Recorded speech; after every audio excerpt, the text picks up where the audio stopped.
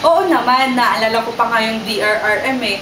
Nung una, akala ko magiging boring siya kasi syempre sabi ng mga ibang naka-attend ng DRRM, tuturuan daw kami doon mag-first aid, tuturuan kami kung ano mga gagawin namin sa times ng calamity.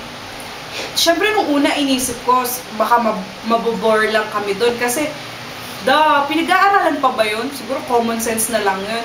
Pero nung dumating kami doon, nung day na yun ng DRRM, sobrang saya pala niya kasi sobrang ganda ng teamwork na na-build between Happy Helpers members. Kasi, ayun, kinailangan namin gawing matibay yung nuts para dun sa victim namin na si Tonet.